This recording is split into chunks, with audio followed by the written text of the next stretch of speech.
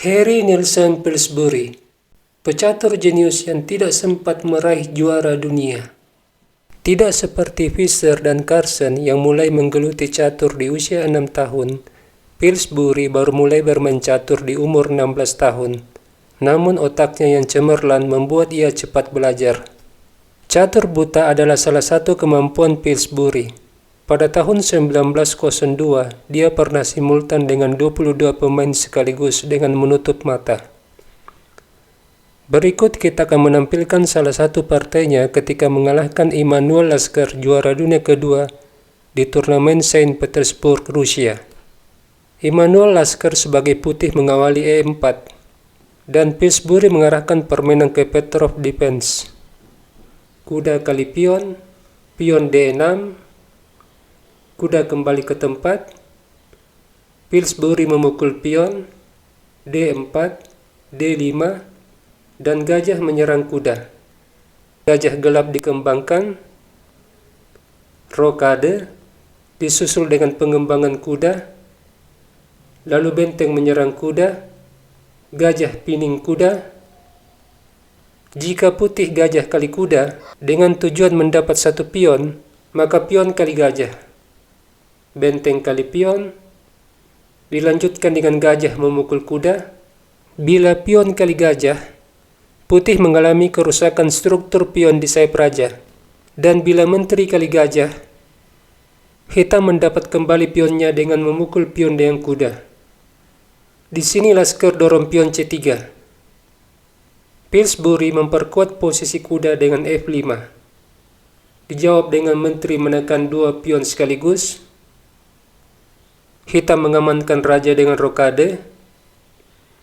Apabila di posisi ini putih berani mengambil pion, hitam bisa manuver benteng. Melindungi kuda juga memberi peranan bagi benteng menyerang sayap raja. Jika gajah kali kuda, pion memukul, gajah menyerang benteng, hitam terlebih dahulu menyerang menteri dengan benteng. Kita kembali. Lasker memilih gajah F4. Dan Pillsbury merusak struktur pion dengan memukul kuda. Lalu kuda menyerang pion. Raja melindungi pion. Dilanjutkan dengan menteri D7. Dibalas dengan menteri C2. Kuda menyerang gajah. Gajah kembali ke tempat, disusul dengan gajah D6, menekan pion, kuda D2, dan benteng E8. Jika gajah kali pion, maka ini adalah blunder, sebab kuda skak. Apabila raja F1, pertukaran benteng, dan hitam unggul perwira setelah benteng memukul gajah. Atau jika raja ke G3, di sini hitam membiarkan menterinya dipukul dengan gajah. Benteng memukul. Dan apabila dilanjutkan dengan gajah kali menteri, benteng skak, raja H4, pion skak mat. Hal seperti ini tidak dikehendaki Lasker. Pada posisi ini dia mengundurkan kudanya. Dan sebuah langkah spektakuler dari Pillsbury. Kuda kali pion, menyerang menteri dan di saat yang sama membuka serangan terhadap benteng. Menteri terpaksa mundur, pertukaran benteng, dan kembali Pillsbury mengorbankan kudanya. Hitam kini unggul 2 pion. Lasker terpaksa mengambil kuda ini. Pillsbury lalu menekan dengan pion. Langkah ini juga membuka jalan bagi menteri beroperasi melalui diagonal terang. Menteri D1 disusul dengan kuda menyerang raja, raja E2, dan menteri skak. Apabila pion menutup, menteri skak, raja E1, disusul dengan shadowing benteng terhadap raja. Posisi raja semakin terjepit. Kita kembali ke partai yang sebenarnya.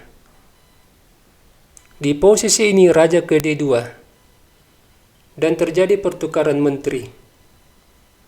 Kuda kali gajah menyamakan jumlah perwira.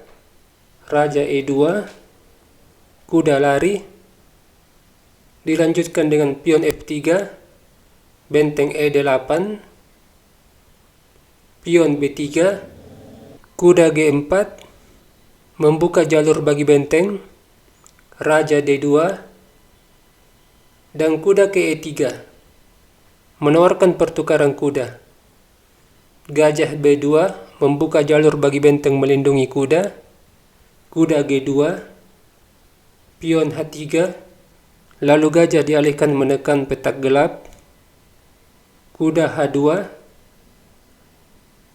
disusul dengan gajah F2, pion C4, pion D kali C, pion juga memukul, kemudian Pillsbury membatasi pergerakan kuda dengan H5. Kuda tidak bisa ke G4. Di sini Immanuel Lasker menyerah sebab dia kalah 2 pion dan ia memiliki kuda yang pasif.